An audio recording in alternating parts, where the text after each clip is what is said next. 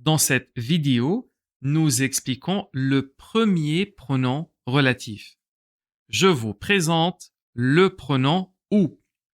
Personnellement, je trouve que le pronom relatif ou est vraiment le plus simple. Du coup, j'aimerais commencer par lui. Dans cette leçon, nous répondons à ces deux questions. Comment utiliser le pronom relatif ou et encore où le placer dans la phrase. Et ce n'est pas tout. Vers la fin de la vidéo, il y aura un petit bonus super intéressant.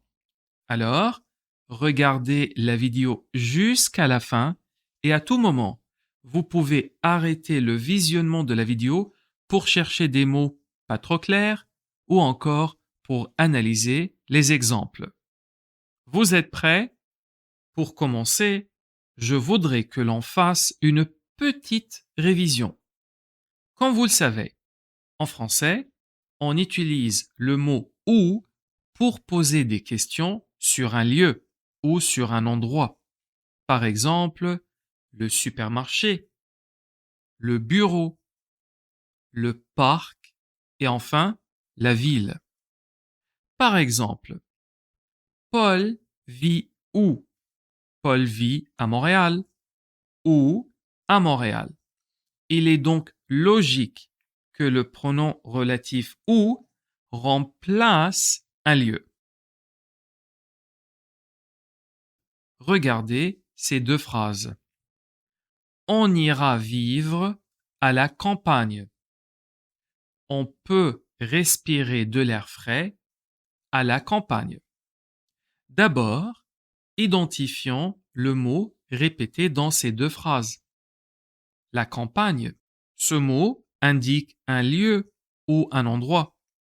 Il est donc possible d'utiliser le pronom relatif ou pour relier les deux phrases ensemble, car c'est le pronom capable de remplacer un lieu. Mais attention, n'oubliez pas que le pronom relatif ou remplace non seulement le lieu, mais aussi sa préposition, c'est-à-dire qu'il remplacera à la campagne et pas juste la campagne. Comment alors relier les deux phrases ensemble?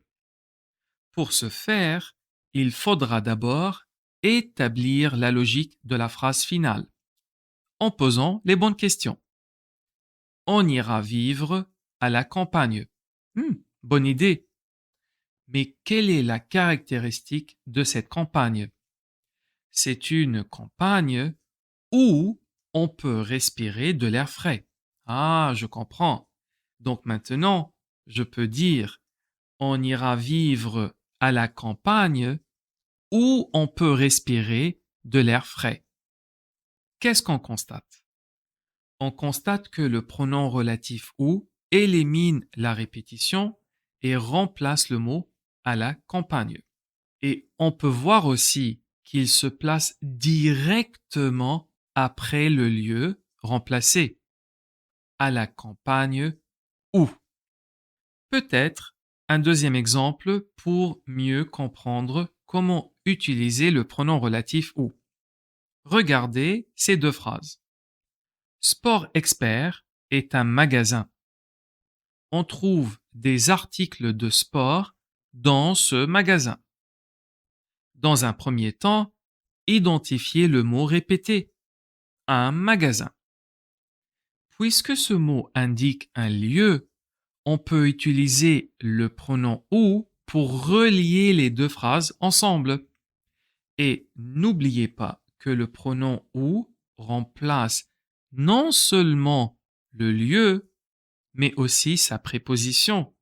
Dans ce cas, il remplacera la partie dans ce magasin.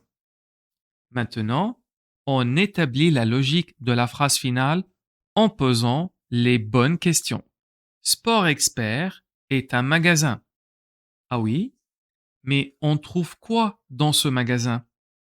C'est un magasin où on trouve des articles de sport.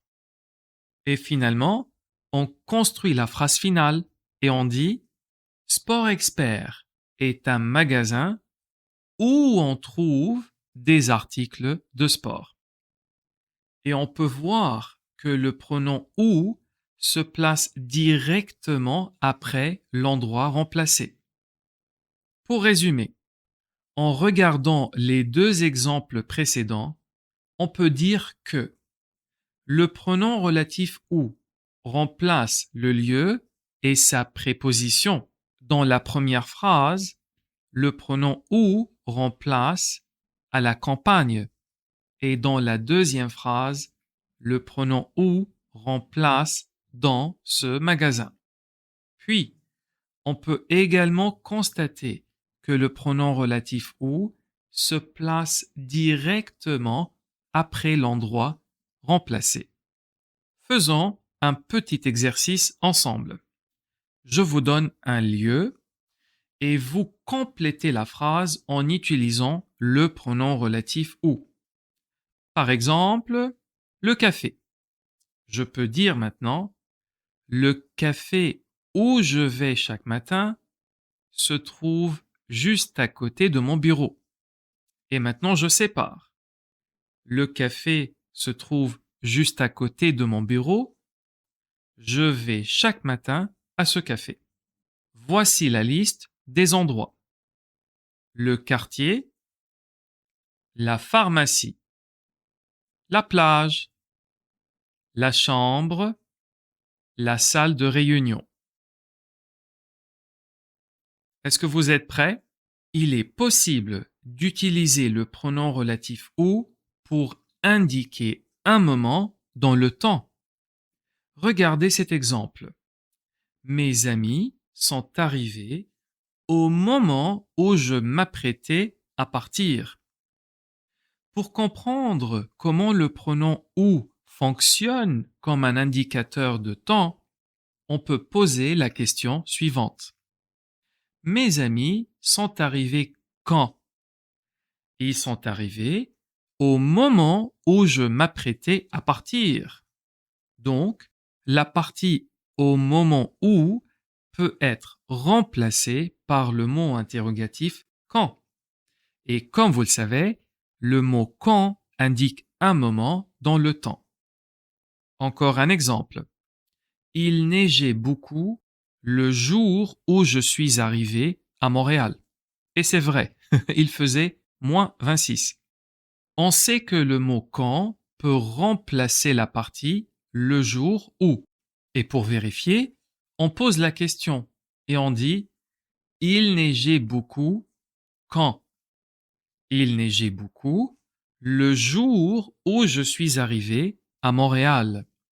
Bien, on a déjà vu deux structures. Au moment où, le jour où. Mais est-ce qu'il y a d'autres structures possibles? La réponse est oui. Voici d'autres structures possibles. La semaine où, l'année où, l'heure où, la minute où, et enfin la seconde où. Mais comment je peux construire une phrase avec ces structures? D'abord, on choisit un mot indiquant un moment dans le temps. Ensuite, on choisit un marqueur temporel. Et finalement, on ajoute le pronom relatif où. Pour mon exemple, je choisis la structure depuis le jour où.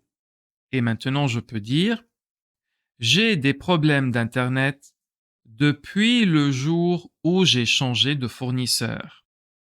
Je vous propose d'essayer de faire des structures similaires en suivant les mêmes étapes. Puis, vous pouvez les partager avec moi.